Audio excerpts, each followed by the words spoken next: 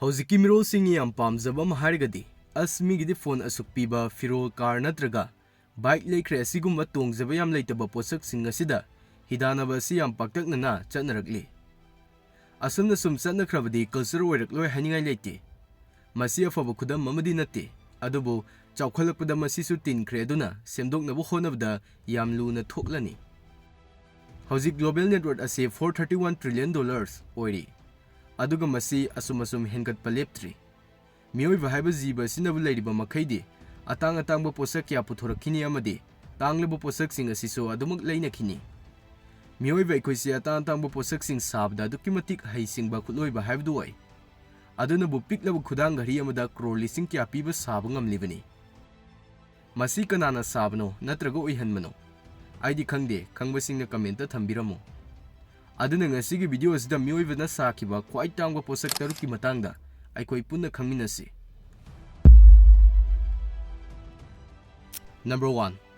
Malemda khwai tangba favung Baldacchino Supreme Bed. Favung asigi mamal $6.3 million INR da crore 65 helivani.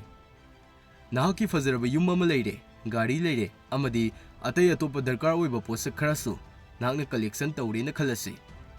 Masigi matung nahaki pothafam haibadi phabung asda mityeng soidral thamlakani masi yaudrabadi nahak luxury lifestyle de hingdi haiba yaroi masda hiplagani nangna oiningba pamjaba punumak wakhal tawdoriba amadi manglang sagat tawriba si aduna beta sel thathaba haibasisu kariguma kanda darkar adum oirakpa jatni masigi phabung asi stored which side nupa asina design tawkhibani bed asigi interior asi 24 karat gold na leitingduna semkibani aduga bed asigi weight asina 90 kg oi masigi phabung asidadi tumba yade haiba ma leiraroi aduki matik nungai haibani phabung asina ataidagi tongaliba unique oiriba si phabung asigumba se malemda subnagi ani khak leiba sinani.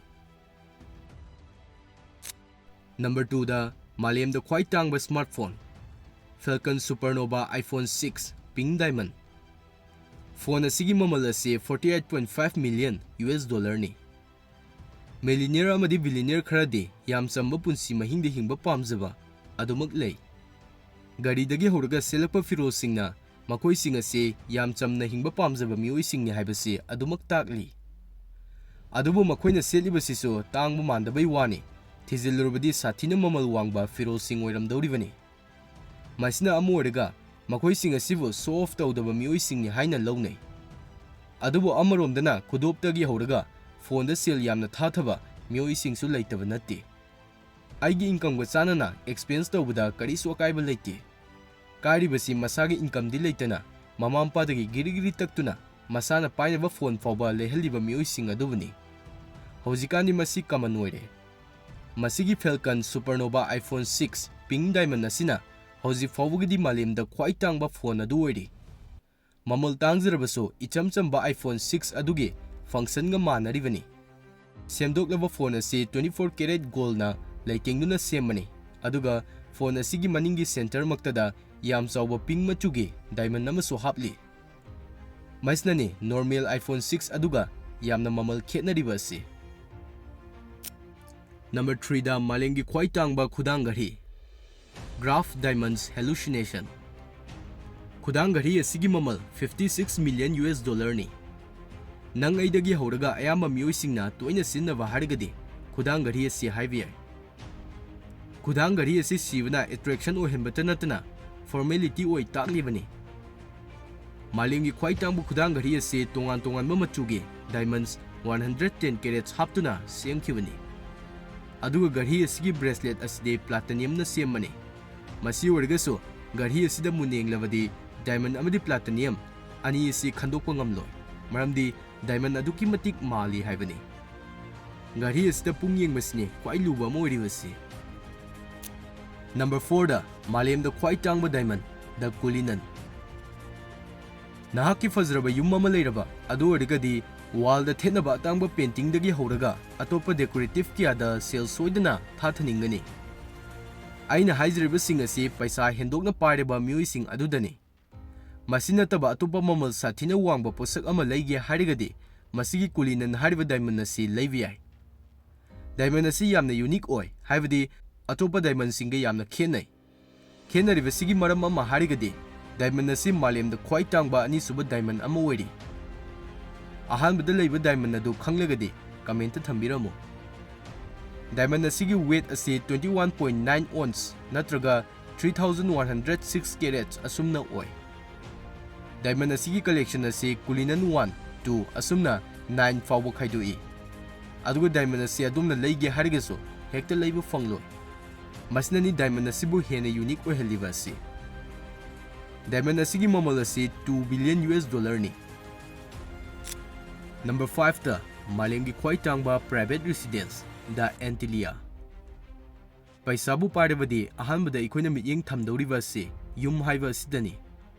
Maramdi mafam asidani nangi pothapam oidoriba asi. Masimakni Indian businessman amadi billionaire su oriba Mukesh Ambani na mahaki yum ANTILLIA asi sabada khankhriba asi. Mahaki yum asi loifau sabada 2.6 billion changkiduna planet asida khwai tangba private residence oiri. Mumbai gi center makta leiriba masigi building asi mathon 13 leibaga loinana feet 465 wangi. Aduga building asi mahaki family sing space sauna leiba maramna yam nungaina lei amadi building asi chaumankhiba maramna family members sing asi fau numit kyani unadana leiba kariguma kanda adumuk yaurei. Adudi building asi kyam chauramani habda dom babna muktang sagatpiu. ANTILLIA building asige khwai makha thangba floor asda leiriba asi makhal makha kyagi car sing thambamni. Mafam asda charapna tanglaba car 168 muk asi collection tawduna thammi. Kariguma Mukesh Ambani na lambida car tongduna chatningdre harigaso nongthakta helicopter na laktuna mahaki yum maktada land tawba yai. ANTILLIA building asida punna helipad ahum lei. Mahaki apama matungina amada hekta land tawba yadoribani. Aduga building asigi mathak ithangthangba floor asdana gym, dance studio amadi yoga studio su lei. Mayam si punsilaba matung yum asigi manungda leiriba apikpadagi hauraga achobo posak khuding khwai hena faba amadi tangba potlam sing oibadagini building asina malemgi khwai tangba private residence oribasi. Ngasigidi matang swaida mayambu tike fix na kanyanabagi tanja tu lawjari. Mathangda kari karamba topic sem sige habdu mayamna comment section da suggest tobiro.